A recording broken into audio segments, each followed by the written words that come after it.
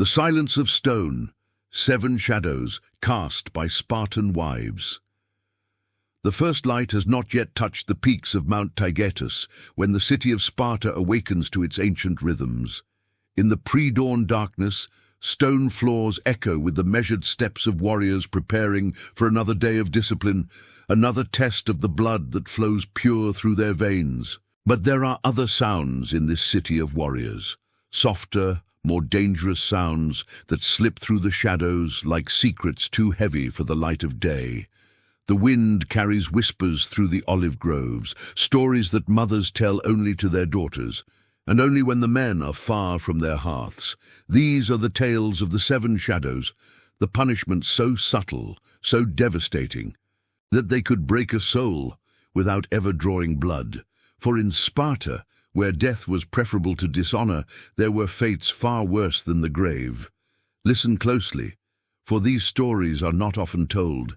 They speak of a time when Spartan wives wielded a power more terrible than any blade, the power to erase a life from memory itself. If you find yourself drawn to these forgotten histories, to the shadows that dance behind the bronze shields of legend, consider joining us on this journey through the darker corridors of the past.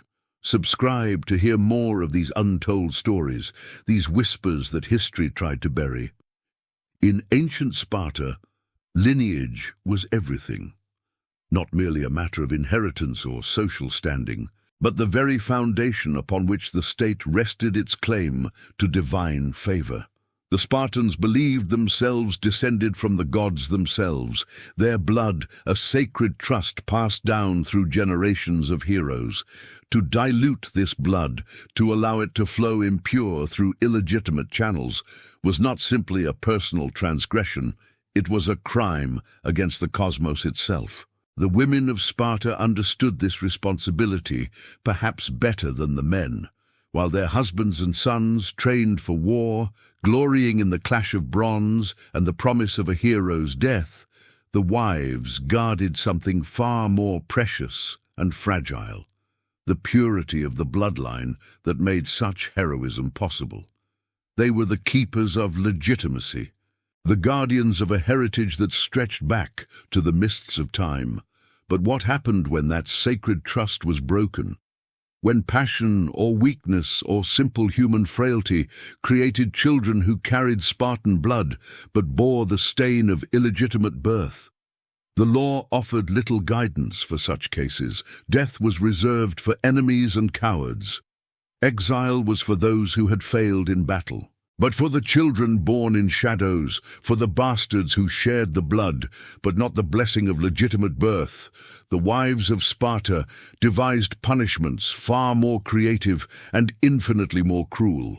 The first shadow fell upon those children who would never know their own names.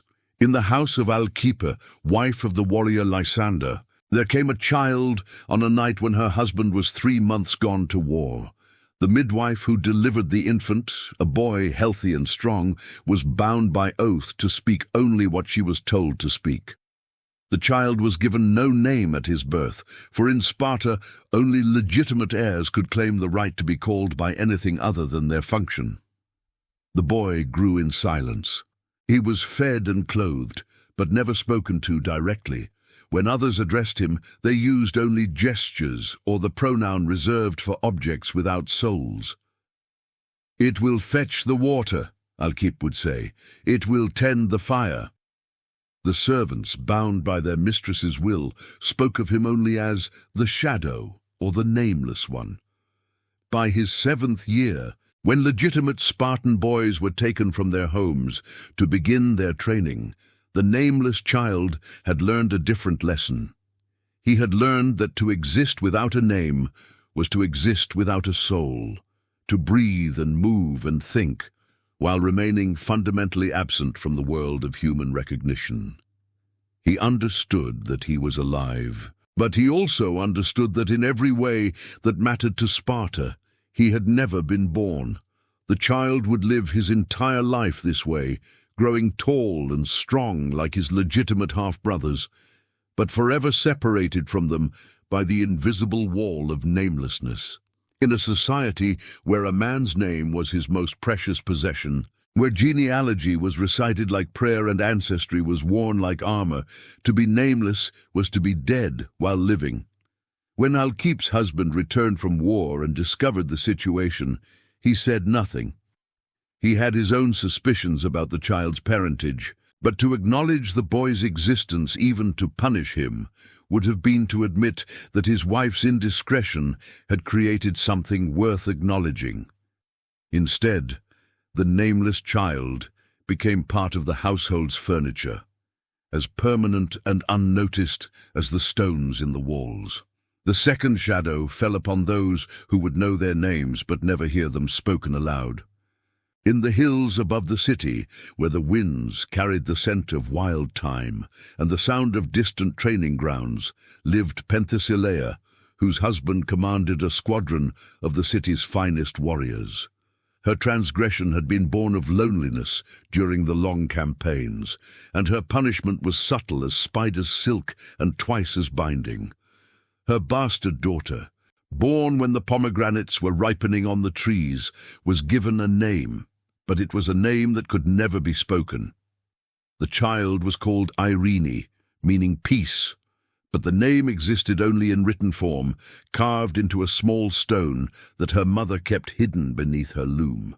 To all who knew her, the girl was known only as the Quiet One, or she who brings water.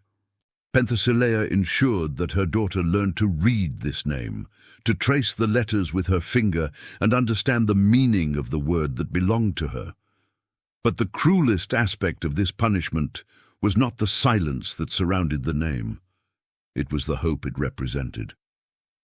For Irene believed that someday, perhaps when she proved herself worthy, or when some great deed earned her the right, someone would finally speak her name aloud. That day never came. The girl grew into womanhood, carrying her secret name like a burning coal in her chest, always waiting for the moment when she might hear it sung by human lips. She died at 30, during a plague that swept through the Helot quarters where she had been sent to work, and even in death she was buried beneath a stone that bore no inscription. Her mother had kept the carved stone with her name, and when Penthesilea herself died years later, she took that secret to her grave. The written name, the only proof that Irene had ever possessed an identity of her own, crumbled to dust in the earth, and with it died the last trace of a life that had been lived in perpetual anticipation of recognition that never came. The third shadow fell upon those children who would be raised as strangers to their own flesh and blood. Chrysothemis, wife of the captain Eurytus, devised perhaps the most psychologically complex of the 7 punishments. When her bastard son was born, she did not hide him or cast him out. Instead, she arranged for him to be raised by another family within the city, a family that believed him to be the orphaned child of distant relatives. The boy grew up in full sight of his true mother and legitimate siblings, but he never knew who they really were to him. Every market day, he would see Chrysothemis purchasing grain and oil, would watch her inspect the pottery and bargain for bronze. She would nod to him politely, as any respectable woman might acknowledge a neighbor's child.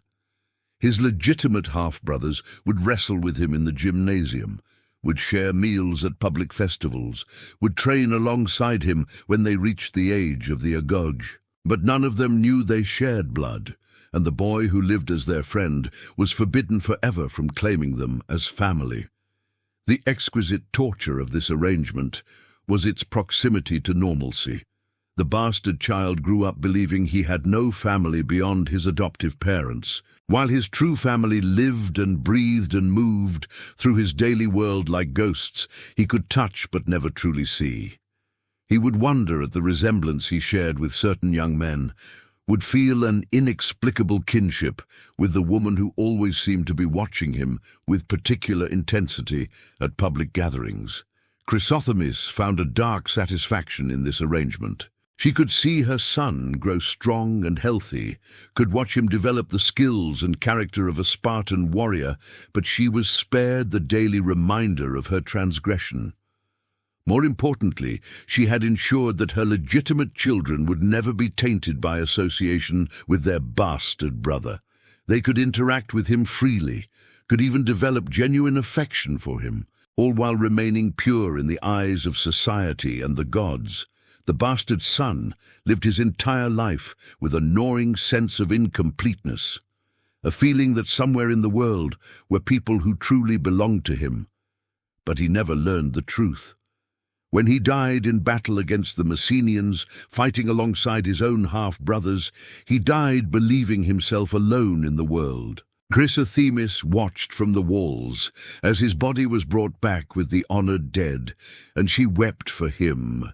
But even in her grief, she told no one why her tears fell so heavily for a young man who was supposed to be nothing more than the son of her distant cousins. The fourth shadow fell upon those who would be severed from the sacred rituals that bound Spartans to their gods and ancestors. In the household of Penthesilea, different from the Penthesilea who raised the girl with the unspoken name, for the wives of Sparta were not so numerous that names were never repeated, there lived a bastard daughter who would come to understand the true meaning of spiritual exile. This Penthesilea, wife of the warrior Menestheus, was herself descended from a line of priestesses, women who had served in the temple of Artemis Orthia for 7 generations. When her illegitimate daughter was born, the child was physically allowed to remain in the household and was even given a name, Iphigenia. But from the moment of her birth, she was declared spiritually dead to the gods. She could not participate in the religious festivals that marked the rhythm of Spartan life. When the other women gathered to honor Artemis with their sacred dances, Iphigenia was required to stand apart, to watch, but never to join. When offerings were made to the household gods, she was forbidden to approach the altar or to speak the ritual words.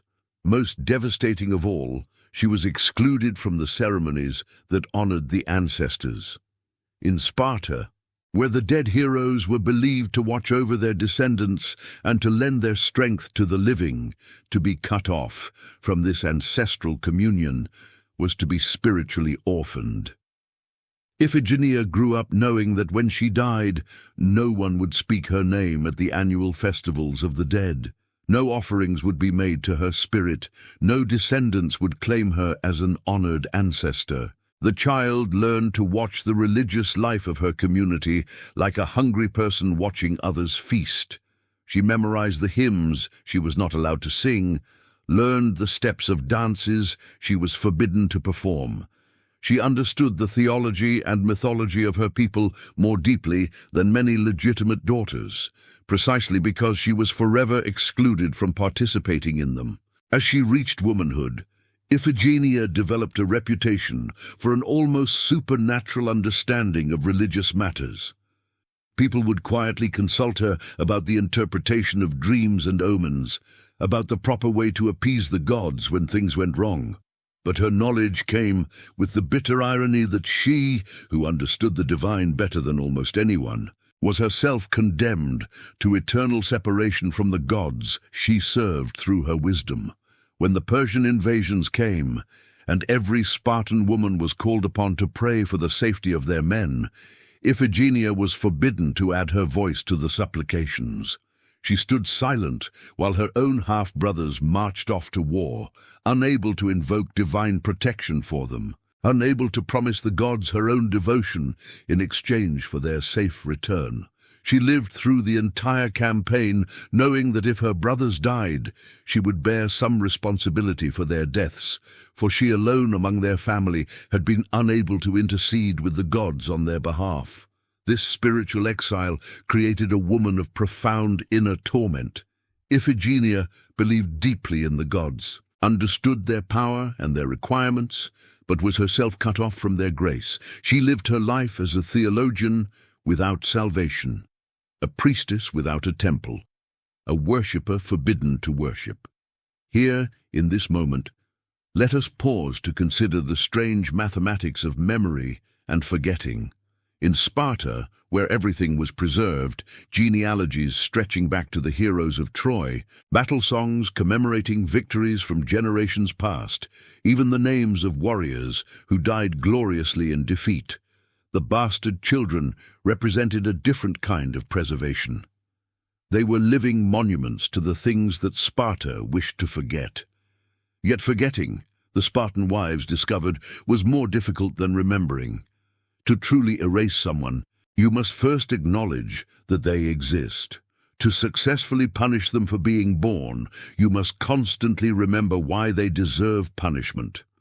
The 7 shadows were not just punishments for the children who bore them. They were ongoing torments for the mothers who administered them, daily reminders of transgressions that could never be fully buried because the evidence of them continued to walk and breathe and grow in the world. The 5th shadow fell upon those who would be denied the fundamental human right to speak of their own fathers. Leda, wife of the warrior Tyndareus, bore a bastard son who grew up in full knowledge of his illegitimate status. But unlike the other shadow children, this boy, called Castor by the household slaves, though never by his mother, was forbidden to speak the name of his true father or even to acknowledge that he knew who had sired him. The punishment was not ignorance, but enforced silence. The boy had been born of Leda's brief liaison with a visiting ambassador from Athens, a man of noble bearing and quick wit who had stayed in Sparta for 3 months during treaty negotiations. The boy had inherited his father's distinctive features, unusual green eyes and a particular way of holding his head when he was thinking, and by his 10th year it was obvious to anyone who had known the Athenian that Castor was his son. But the child was bound by an oath, sworn when he was old enough to understand its weight, never to speak his father's name or to acknowledge the connection. When other children asked about his parentage, he was required to say only, "My father is the wind that blows from the north." Read. When he grew older and began to understand the political implications of his heritage, for the Athenian had gone on to become a significant figure in his own city's government, he was still forbidden to claim any connection. The cruelest aspect of this punishment was that it forced the boy to carry the full knowledge of his identity while pretending to ignorance. He knew who his father was, knew that across the mountains in Athens there was a man who shared his blood, and might even wonder about the son he had left behind in Sparta. But to speak of this knowledge, even to hint at it, would bring terrible consequences not just for himself, but for his mother and her legitimate children. As Castor grew to manhood, he developed an almost supernatural ability to listen without speaking, to absorb information while revealing nothing of his own thoughts. His silence about his parentage taught him the broader skills of silence and discretion that would serve him well in other areas of life. By his 20s, he had become the most trusted and effective spy in Sparta's service, for he had learned from childhood how to carry secrets without betraying them. But the personal cost was enormous. When news came from Athens that his father had died, killed in a battle against the Thebans, Castor could not mourn publicly. He could not claim the right to honor a man who had clearly been a hero, could not speak of the pride he felt in his father's noble death. He grieved alone and in secret, honoring his father only in the privacy of his own heart. Years later, when an Athenian delegation came to Sparta and included among its members Castor's legitimate half-brother, the bastard son found himself in the impossible position of entertaining his own brother while pretending to be a stranger.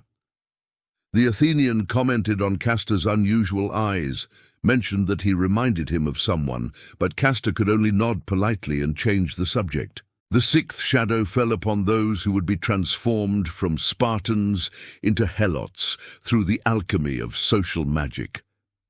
Clytemnestra, wife of the warrior Agamemnon, devised what was perhaps the most socially devastating of all the punishments. Her bastard daughter, born when her husband was away on a campaign against the Messenians, was not exiled from Sparta. Instead, she was gradually and systematically reclassified as a helot, one of the subjugated people who served Spartan households. This transformation was accomplished through a careful manipulation of documentation and social assumptions.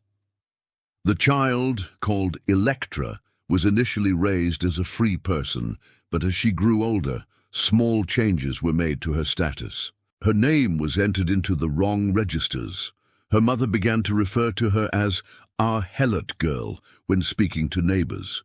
Her clothing was gradually replaced with the rougher garments appropriate to her new class. By her 15th year, Electra was working in the household as a servant, sleeping in the quarters reserved for slaves, eating the plainer food appropriate to her station. The transformation had been so gradual and so thoroughly documented that few people remembered she had ever been anything other than a helot child raised in the household from birth. The psychological impact of this punishment was perhaps the most severe of all the 7 shadows. Electra retained clear memories of her early childhood when she had been treated as a free person, when she had played with the other children of her social class, when she had been spoken to with respect rather than commanded like a slave. But as she tried to speak of these memories, she found that no one would believe her. The other helots assumed she was indulging in fantasies, common enough among the enslaved who sometimes invented noble backgrounds for themselves as a way of maintaining psychological survival. The free citizens simply ignored her altogether, for the testimony of a helot could not be trusted in any matter that involved the reputation of a Spartan family. Electra found herself trapped in a unique form of madness, the madness of being the only person who remembered her own true history. She knew she had been born free, knew she was the daughter of Clytemnestra and not some foreign slave, but she had no way to prove this knowledge to anyone else. The documentary evidence contradicted her memories. The social consensus denied her claims. Even her own mother looked through her as if she were truly nothing more than household property. The girl developed a reputation among the other helots for being unstable, prone to strange fantasies and fits of weeping.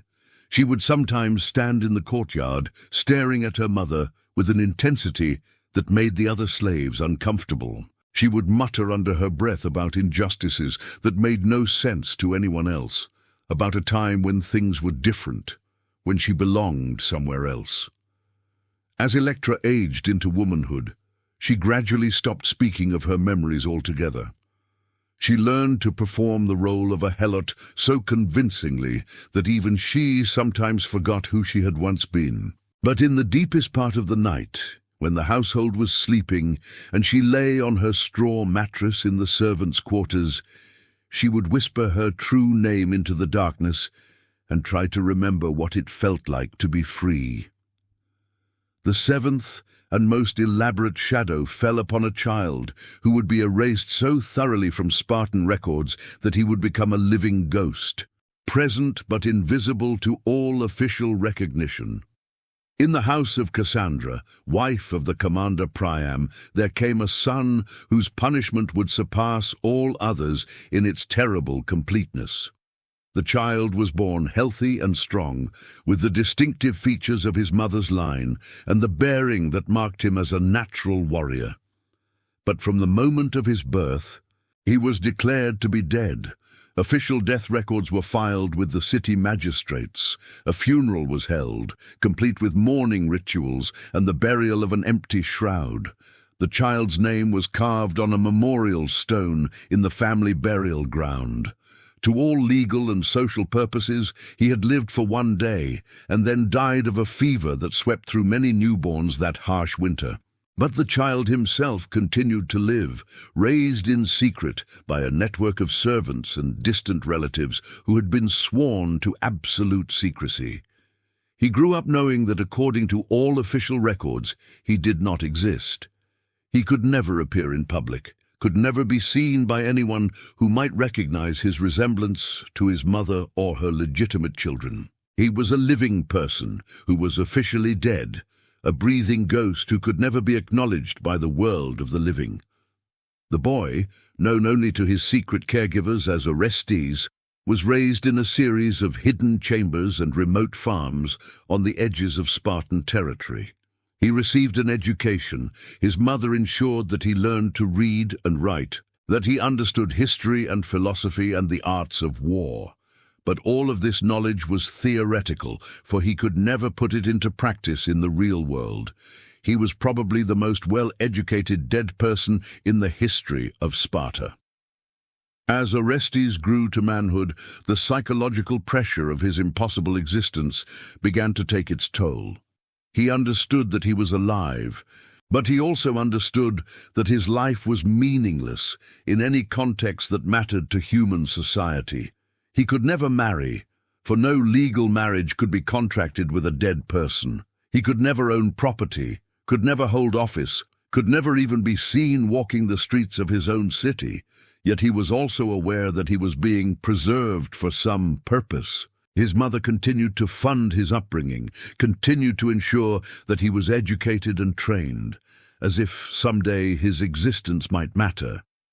This gave him a strange form of hope that was also a torment, the belief that perhaps someday he would be allowed to return from the dead, to reclaim his place among the living. That day came when Orestes was 25 years old, and Sparta found itself facing a crisis that threatened the very foundations of the state. A plague had swept through the city, killing many of the young warriors, and creating a desperate shortage of fighting men. At the same time, a coalition of enemies was preparing to attack, and Sparta faced the possibility of military defeat for the first time in generations. It was then that Cassandra made her gamble. She revealed to the city council that her son still lived, that the reports of his death had been fabricated to hide his illegitimate birth, but that now, in the city's hour of need, she offered him to serve Sparta as a warrior. She argued that the gods had preserved his life through all these years precisely for this moment, that his very survival was a sign of divine favor. The council faced an impossible decision. To acknowledge Orestes would be to admit that the entire system of recording births and deaths could be corrupted, that the careful genealogies that underpinned Spartan society might be unreliable. But they also faced military annihilation if they refused all available help. In the end, they chose a characteristically Spartan solution. They allowed Orestes to fight, but under an assumed name and with the understanding that if he survived the battle, he would immediately be exiled from Sparta forever. He could serve the city in its hour of need, but he could never truly return to the land of the living. Orestes fought with the desperate courage of a man who had spent 25 years waiting for the chance to prove his existence meant something. He distinguished himself in battle, saved the lives of several legitimate Spartan warriors, and played a key role in the victory that saved the city. But when the battle was over and the victory celebrated, he was given a horse, a small amount of gold, and told to be gone from Sparta before the next sunrise. He rode out of the city as the first light was touching Mount Taygetus, still officially dead, according to the records, but now bearing the unofficial knowledge that he had once served his city with honor. It was perhaps the most any of the Shadow Children had ever achieved, and perhaps the most bitter victory in the annals of Spartan warfare. The wind through the olive groves carries these stories still, whispered from mother to daughter when the men are away at war. They speak of a time when Sparta's greatest strength, its absolute commitment to purity and honor, became also its greatest weakness, creating children who could never be fully rejected, but could never be fully accepted. These 7 shadows reveal the profound contradiction at the heart of Spartan society. A culture that claimed to value courage above all else was terrified of the courage it might take to acknowledge its own imperfections. A people who professed to despise weakness were themselves weak enough to punish children for the circumstances of their birth. A society that claimed the favor of the gods was willing to commit what any truly divine being would surely consider acts of profound injustice. But perhaps most tellingly, these stories reveal the complex and terrible power that Spartan women wielded in the shadows of their bronze-armored society.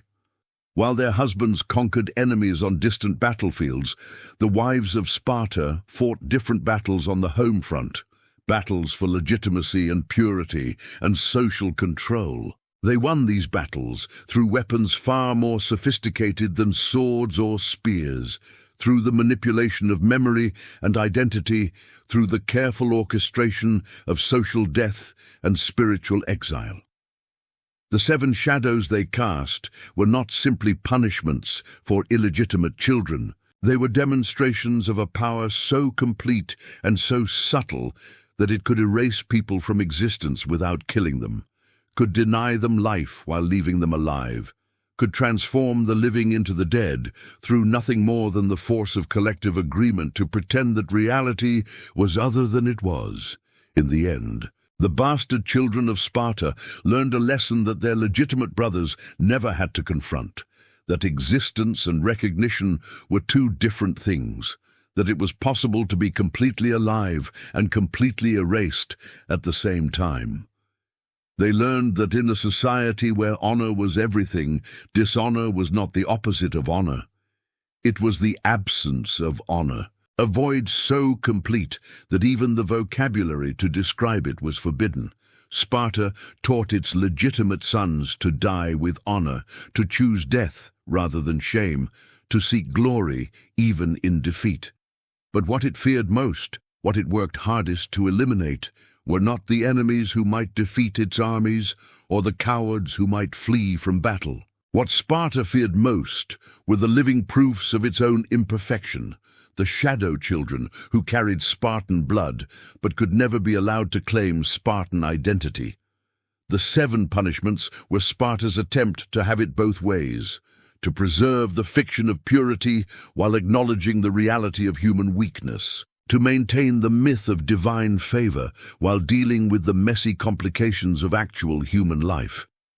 In their terrible creativity, they revealed both the absolute power of Spartan wives and the ultimate futility of trying to edit reality to match ideology.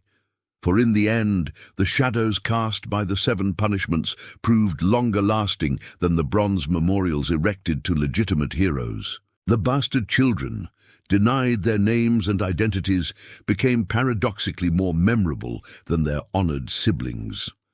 Their absence from the official records became a kind of presence, a haunting reminder that Sparta's greatest victories were built on foundations that included the systematic erasure of inconvenient truths. The wind still carries their whispers through the ruins of ancient Sparta, and those who listen carefully can hear in those whispers a question that cuts to the heart of all human societies. What does it mean to exist if society refuses to acknowledge your existence? What is the value of blood and heritage when they can be negated by nothing more than the collective decision to look away? These are the questions that the shadow children lived and died with, and they are questions that Sparta never learned how to answer. These stories from the shadows of history remind us that the most profound human dramas often played out not on battlefields or in palaces, but in the quiet spaces where ordinary people struggled with impossible choices. If you found value in these forgotten histories, please share your thoughts in the comments below and consider subscribing to hear more of these tales that time tried to bury. For in remembering the erased, we honor not just their memory, but our own commitment to seeing truth even when it comes dressed in shadows.